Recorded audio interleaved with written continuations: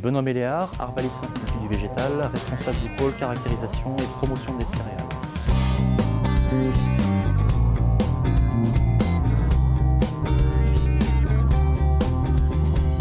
En moyenne, si on regarde sur les 10 dernières campagnes céréalières françaises, la France produit en moyenne 35 millions de tonnes de blé tendre par an. Sur ces 35 millions de tonnes, une grosse moitié est utilisée en France, donc sur le marché intérieur, et l'autre moitié est exportée.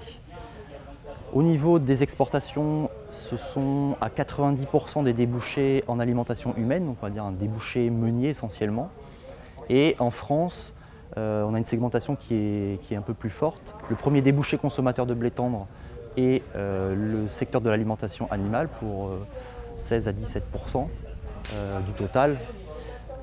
Pour 15 à 16%, on a ensuite le débouché de la meunerie, donc l'alimentation humaine, et puis on trouvera derrière le débouché amidonnier qui est également un gros consommateur de blé tendre. On est autour de 2,5 millions de tonnes par an en France.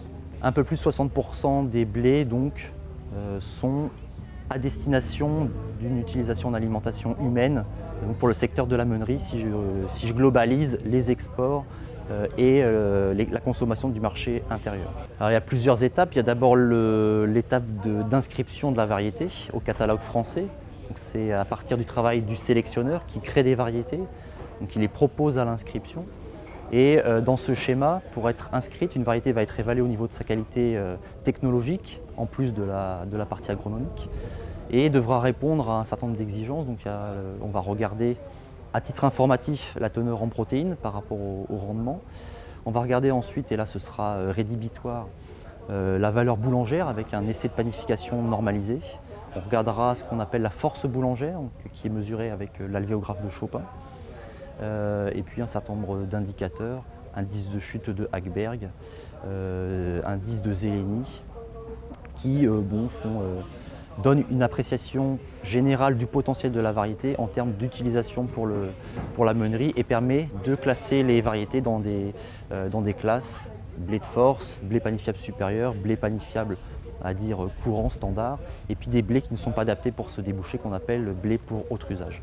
Donc BPS, BP, BAU, ce sont bien des classes technologiques qui font référence à des comportements extrêmement particuliers et différenciés, depuis le très bon blé ou la très bonne valeur technologique, donc BPS, blé panifiable supérieur, ça veut dire que le blé donnera de très bons résultats en panification et que le meunier pourra l'utiliser pour son débouché.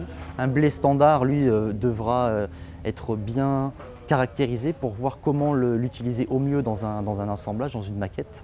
Et puis après, le blé dit autre usage sera déconseillé pour le débouché meunier. Et puis après, en fonction du type de fabrication qu'on voudra faire, du type de produit qu'on voudra fabriquer, on aura des exigences plus ou moins importantes. Donc c'est le curseur qui va bouger. Le curseur sur la teneur en protéines, le curseur sur la valeur boulangère, sur la force boulangère, qui sera variable. Si je veux faire un biscuit, si je veux faire un pain classique de ce type, ou si je veux faire une viennoiserie, une brioche. Et donc là, on aura un gradient croissant depuis des exigences assez faibles en termes de teneur en protéines et de force boulangère vers des exigences extrêmement fortes en termes de niveau de protéines et de force boulangère. On a une dynamique très forte de la filière, depuis la sélection jusqu'à tout le travail qui est fait derrière en post-inscription par les instituts, les organismes stockeurs et les meuniers pour trier le matériel. Et donc aujourd'hui, en moyenne, on inscrit environ 25 variétés de blé tendre chaque année.